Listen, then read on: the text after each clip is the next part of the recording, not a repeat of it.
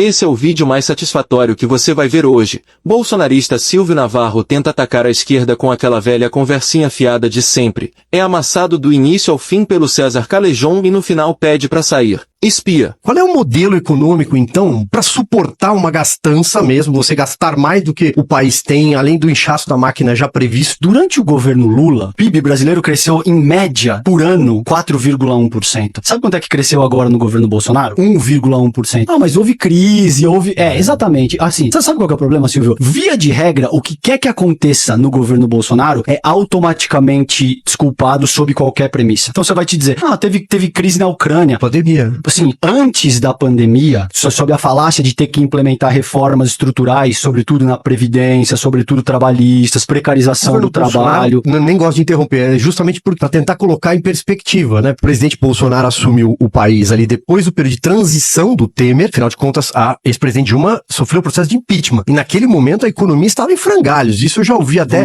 de muita gente do próprio PT. A Dilma foi impeachmentada pela emissão de crédito suplementar, que ficou conhecido como pedalada, que no dia seguinte ao impeachment dela, a norma foi alterada no parlamento brasileiro. Então veja que curioso, que esse argumento que você usa como dizendo, ela sofreu um impeachment, mas ela sofreu um impeachment por uma razão que foi sui generis. Não aconteceu antes e não vai acontecer de novo. Você não vai ver outro presidente da República ser impeachmentado por emitir crédito suplementar sem aprovação parlamentar. Isso foi alterado no dia seguinte, Silvio. Eu sei, muita coisa foi alterada. A própria questão da elegibilidade só para deixar claro, porque a forma como você se articulou parecia crer que não, ela é uma irresponsável, que foi impeachmentada, gerou uma crise. Ela cometeu um crime fiscal contra a nação, né? Sim, o governo dela cometeu pedaladas fiscais. Veja, eu tô te dizendo aqui, todos os chefes de Estado que a precederam fizeram o mesmo. Essas pessoas não cometeram? A FHC não cometeu nenhum crime de Estado quando ele emitiu crédito suplementar e não pediu aprovação parlamentar? O Lula, quando fez a mesma coisa? Temer, quando fez a mesma coisa? O Bolsonaro, ao estourar o teto de gasto? Eu sei que essa conversa não tá indo pro ponto que você quer, mas, de alguma maneira... Eu não quero que vá de ponto, eu tô pra fazer perguntas, espaço é teu.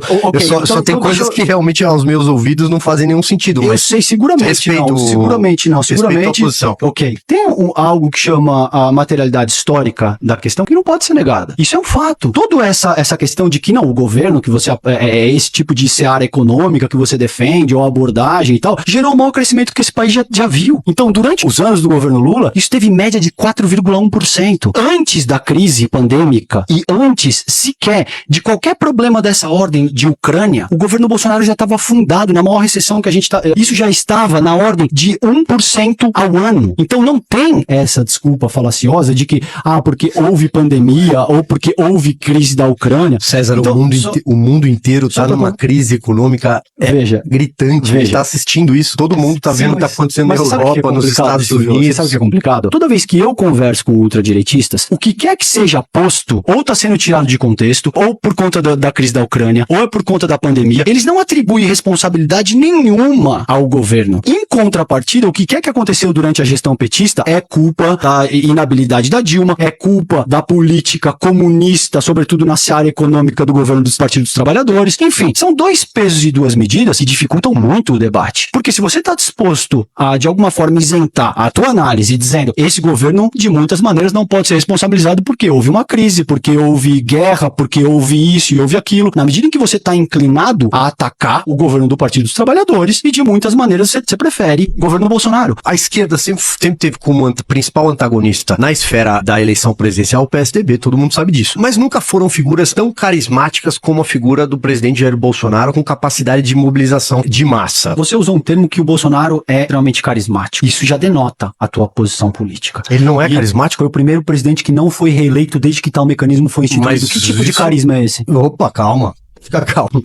Não tem a ver, uma coisa não tem nada a ver com a outra. Uma coisa não tem nada a ver com a outra. Líderes carismáticos são populares, mas passam por eleições e passam por diversas crises, como ele passou, e leva 58 milhões de votos e ele não é carismático? Silvio, eu respeito a tua posição, você tá advogando em defesa do Bolsonaro. Poxa, eu entendo isso. O Bolsonaro não é uma figura política carismática. Você tá dizendo que ele é. Eu estou te dizendo, utilizando o fato material, que ele é o primeiro presidente da República a não se reeleger.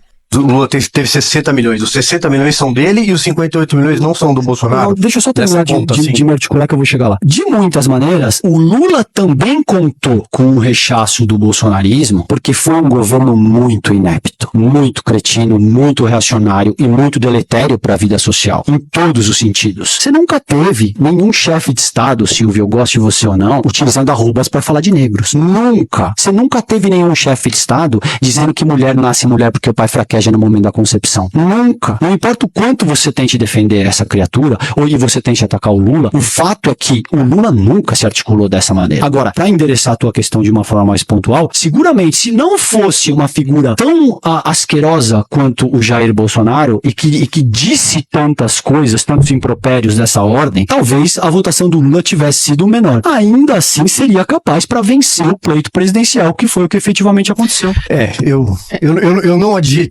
Eu nem posso adjetivar a esquerda ou Lula dessa forma, pode ter certeza. E também talvez eu não faria com determinadas palavras.